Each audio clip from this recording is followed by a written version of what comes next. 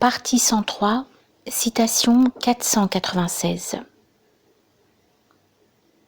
Lorsque le serviteur rencontre une épreuve, il commence par vouloir la surmonter par ses propres forces.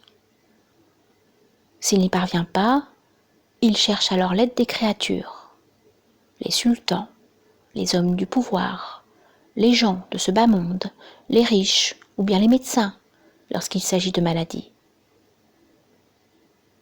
Et si cette tentative ne résout toujours rien, alors il se tourne vers son Seigneur par la prière, la supplication humble et la louange. Ainsi, tant qu'il se sent capable de triompher par lui-même des obstacles, il ne se tourne pas vers les créatures. Et tant qu'il trouve assistance auprès d'autrui, il ne s'oriente pas vers le Créateur. Mais après cette dernière tentative, même s'il ne trouve pas de réponse auprès du Créateur, voilà qu'il se jette à ses pieds dans un abandon total. Il persiste dans la demande et la louange, reconnaissant pleinement son impuissance et son indigence, avec à la fois crainte et espoir. À ce moment-là, le Créateur lui ôte la force même d'implorer, refuse de lui répondre, afin de l'amener finalement à se détacher de toutes les causes secondes et moyens habituels. Lorsque ce renoncement est accompli, le Créateur exécute son décret et manifeste son acte en lui. Le serviteur s'anéantit par rapport à tous les moyens et mouvements propres et demeure comme un pur esprit. Ruh. Il ne voit rien d'autre que l'acte d'Allah, exalté soit-il. Atteint la certitude dans le tawhid, attestant qu'il n'y a nécessairement point d'agent en réalité, sinon Allah, exalté soit-il.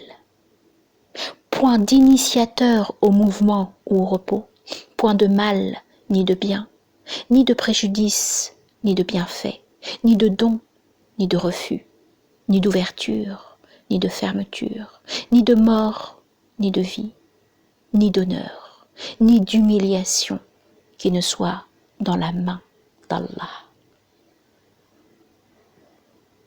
Il devient alors par rapport au destin comme le nourrisson entre les mains de la nourrice, ou comme le mort entre les mains du laveur de mort. Absent de lui-même, il devient entièrement englouti dans l'acte de son Seigneur. Il ne perçoit plus que son maître et son acte, ne reconnaissant nul autre dans tout ce qu'il voit, entend ou connaît.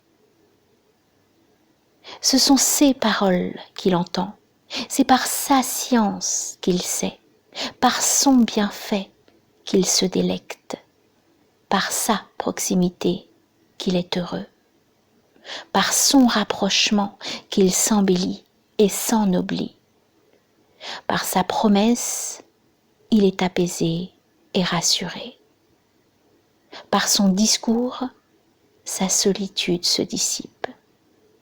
De tout autre que lui, il se désintéresse et éprouve répulsion. Il se réfugie avec assurance dans son invocation. Il découvre les merveilles de ses sciences et est élevé à la dignité propre à la connaissance des secrets de ses décrets. C'est à partir de lui qu'il entend et prend conscience. Puis il loue et remercie pour ce privilège et adresse des prières.